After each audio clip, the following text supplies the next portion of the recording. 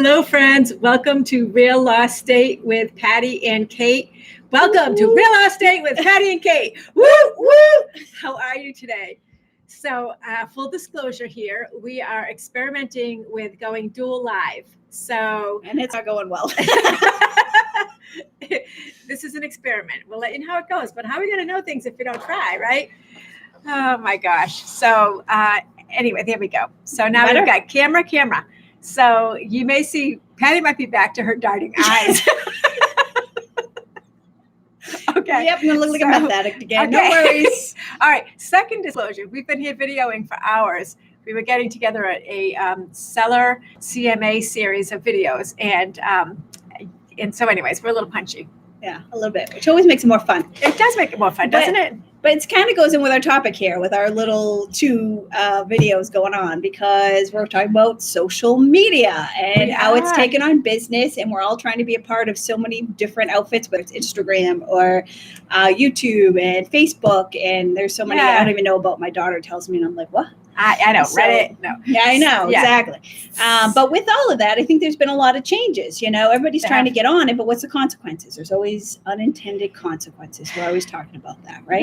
Yeah. And I would say from the beginning, I know I keep cutting you off, but so from the beginning, you have been social media queen. So you've been all over the place. I've been a pioneer, I think, in this area anyways. I don't know for the rest of the world, but for our area here in Southeastern Mass, for sure. Yeah. And I have been videoing. I thought about this. I've been videoing for over 10 years. Wow. I know. So I went back and saw some of the old videos because what came up? We were getting ready. I want to see one of the first ones. Yeah, I really do. Because you're super smooth now. I don't know if I'm smooth, but the thing is that when we started with our website, we did 2-minute videos, and we put people almost like in almost like a padded room with a camera, and would make them do a 2-minute video, and that 2-minute video went on their bios. So when I was looking at my bio thing to give to our new agents, I saw the 2-minute video thing, and I had myself a chuckle, So then I thought about that, and I'm like, well, what year was that? And so it was a while ago. Was it? Yeah, and honestly, I love social media. I love connecting with people. I think that for me as a professional, I would say one of the things about social media is that amplification. I love the fact that we've been able to amplify our message to so many people at once. And when we partnered, I said one of the things we got to do is start our video show, because this was my reaction. It was, and you saw her last week. Is she killing it? She's a slayer. Gary V, watch out. Yeah. So anyway, the bottom line is that it has been a huge, useful tool, and I've appreciated that part of it. But I've been having these thoughts lately that I just wanted to share about, and I called it Peeling the Onion, and I actually borrowed that name from Lee Brown. Her new book, which is on pre-order right now, is called Peeling the Onion. Okay. And I don't know what's in it other than what she has given us as hints on it, but the idea is the same thing, is that we've gotten so involved in communicating as our first line of communication online that we are no longer having our first line of communication being person to person. I know. Human touch. We lost it. And so, social media to me has always been an addition to, instead of a substituting. Yep. Right. So in addition to me calling the person or seeing the person going belly to belly, I'm going to text them and confirm with a message. So I'm not going to make it be my substitute for talking with them.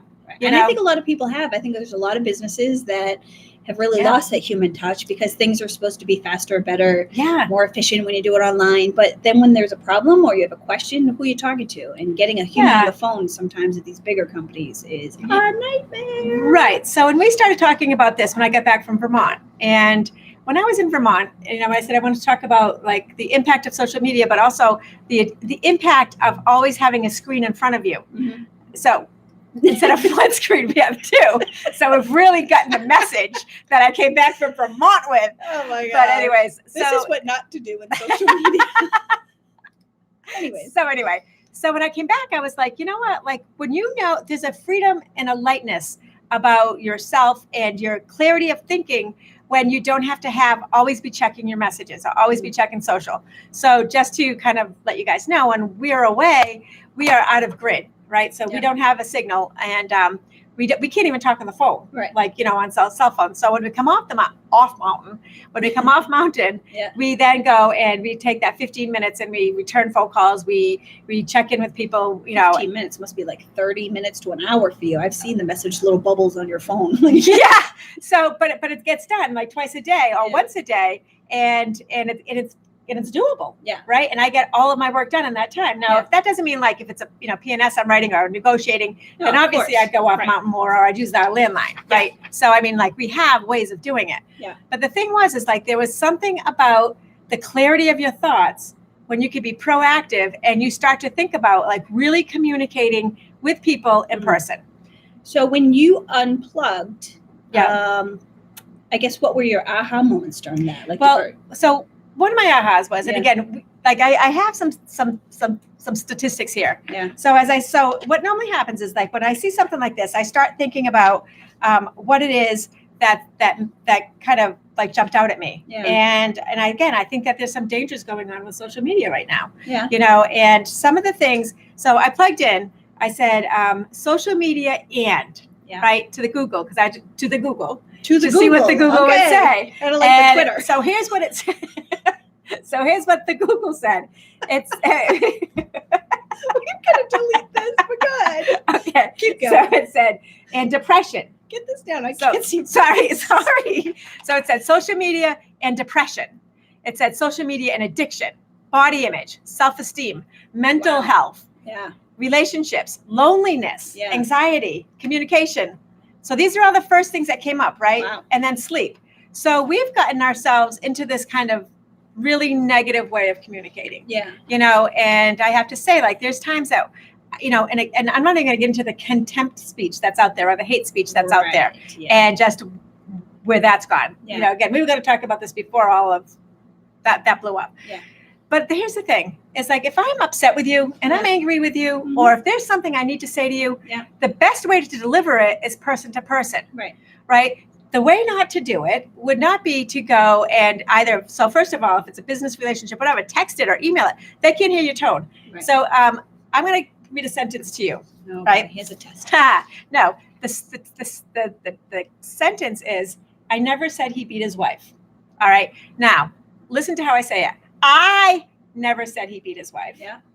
I never said he beat his wife. Yeah. I never said he beat his wife. Yeah. I never said he beat his wife. Yeah. I never said he beat his wife. Right. Right. So every single very good example. So every single voice intonation changed what that message meant. Yeah. Right. So how are people supposed to know in a text or an email or on social what exactly you're talking about? True. Right. True. Yep. So I guys, I'm going to just throw you a challenge to like talk to people. Yeah. And the other thing is like trying to gather people and getting, this energy and share out this like really crap hole thing I'm saying, like that's not meant to be effective communication. Right. Right. And that's not. So back to my original point and how I'm talking about this as far as business goes. One of the things that we need to circle back to is we need to circle back to communicating, to talking, and to just saying, hey, do you got a minute? Can we talk? Human to human to human. And I would say belly to belly means belly to belly is I'm facing you shoulder to shoulder, just like the belly to belly. But that's what we called it in my old company. Human to human. Human to human. But here's the thing, even like with our youth is they don't even look you in the eye anymore. Like, I was just listening to, I think, your favorite podcast, and he was talking about how 25-year-olders and under don't even know how to communicate, which isn't true for my 25-year-olders and under, but, it can be if you're not careful. Yeah, it can be tricky. And it's just being able to interact and read body language, so even with the youth, I think with so much, slang, and I can't even tell you, I put out an ad a few months ago for like a paralegal. Yeah. And the cover letter that I received back, I forget, like, hey there. And I'm like, hey there. Like, I know, that's how I start my do we know each other? Yeah. But just reading somebody's body language. So if you're having an interview with somebody and you start talking and they start slinking down, or are they fully engaged, or there's so much that you get from somebody talking to them person to person, whether there's a problem or if it's something exciting, you want to give good news. I love giving good news in person. I love to see that reaction. Oh, I know. Well, even like when negotiating, like negotiating contracts, doing it online, like seriously. Right. Anyway, so the reason why I'm on this is because I just think that we can do better, right? Yes. Like when you talked about when I started doing, social a long time ago, it was because it was another way to enhance communication. Yeah. And when I started doing video, it was another way to enhance communication. Right. So I don't want those things that I'm doing online to be the only thing that you think of for me, Right. and or the company or whatever, or even that I'm happy all the time, whatever. Like, it's like this whole thing of like, that you got to be perfect all the time. And how do you even get to know your clients that well? If they just see you on social media, they feel like they're getting to know you, right? But you don't know anything about them. No. And when they're talking about a lot of this, like real estate going online and all these different things, how could they even possibly know? How could you possibly know? And to be able to go in and to actually touch, feel the house, and to ask the person face to face, and to see what kind of answer you're getting. You're getting an eyeball, uh-oh. Your Facebook went down. So it looks like you took your it. Oh my gosh. So anyways, YouTube. We love YouTube now. YouTube's our new favorite. But, continuing on, right. The point being that you want to be able to talk to the agent about the house and certain things. And, and there are some not so great agents, and maybe are they trying to get away with something, and how they answer you, and there's just so much that you get out of the in-person, and you can just small talk with them. So, maybe you're small talking with a potential buyer or seller, and next thing you know, you're talking about the Red Sox, who knows? And you're a magician at this, by the way. You're like amazing. It's because I just like to talk way too much. But anyway, you don't. You just but you learn that about them, and then down the road, maybe. No, actually, can I interrupt? Because you are present. When you're talking with someone, you are present. I am 100% present. And that is a gift that you're giving that person. Oh, well, thank you. I learned something a long time ago about just active listening, not just hearing words, but active listening. And I tried to fully engage. And I think that's what a lot of times gets me the job or whatever. And it's because I do genuinely care. I listen and I'm like, oh, well, do you ever think of this? And do you ever think of that? But also, if something doesn't go forward at that time, say that buyer or seller just isn't ready yet, and you learn something about, I don't know, that they like the Red Sox, or whether their kid is in a baseball competition, I don't know, and then down the line something happens. You shoot them a little email saying, hey, look at those Red Sox in the World Series again. I don't know, but it's another connection. It's another way keeping the connection going. Yeah, exactly. But you're not going to get that on a 2-minute comment thing online, or you corresponded by texting, or you're just not going to get that. And quite frankly, it's less fun. I have a great time when I'm with people. Sometimes I say people drive me crazy. Well, I'm crazy. So anyway, perfect. But together we have such a good time. I can't even tell you how many clients at the end I'm like, my gosh, we need to go for drinks, because I can only imagine what you're going to tell me after hours. Yeah. That's awesome. That is so awesome. It's just learning about people. It is. And I think it's coming back to that. I do. That's my point. Yes. And I want us as bold and as professionals out there to drive it. Yeah. That's awesome. What I want. I want to throw that down. Yeah. I want us to it's part of the excellence. In order to be excellent, you truly need to know the client. So excellence is expect excellence. So Anyway, friends, thanks so much for joining, and thank you for bearing with us as we did our little growing pains. Yeah, we'll do better next time. Maybe. Maybe not. Thank you so much. All right. Bye. What is it going?